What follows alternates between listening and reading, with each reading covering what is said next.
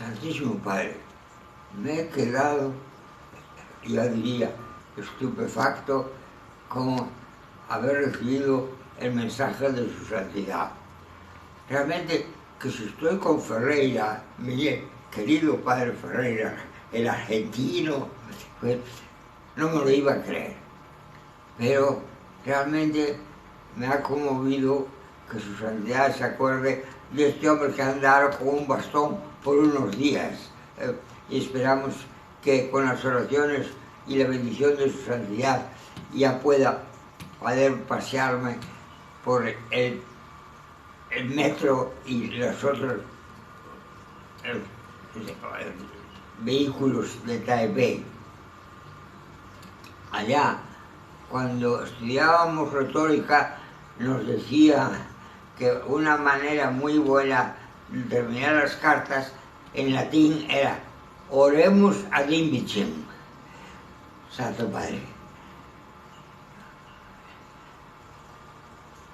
usted me pide que rece por sí.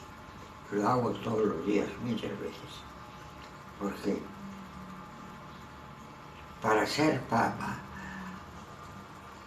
no solo basta el humor del padre Rábago en sus años de pasearse por el mundo de un lado para otro, pero no basta.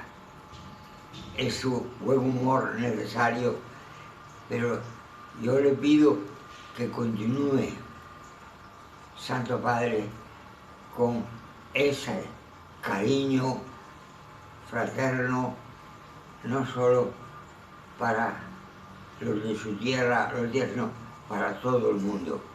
Santo Padre, muchísimas gracias.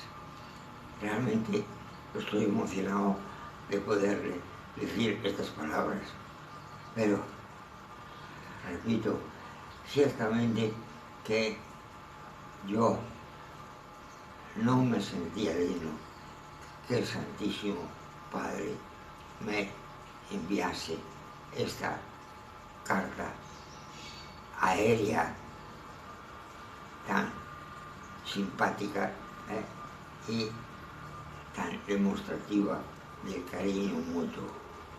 Santo Padre, sí, yo le pido que yo continúe hasta el fin de mi vida, que ya me queda muy poco, el buen humor que me ha dado Dios durante toda la vida. Pero también le digo que para ser papa hace falta todavía mucho más humor que el padre Rábago tiene y ha tenido en toda su vida. Santo Padre, pido por usted todos los días, pero también le digo, oremos ad invicem.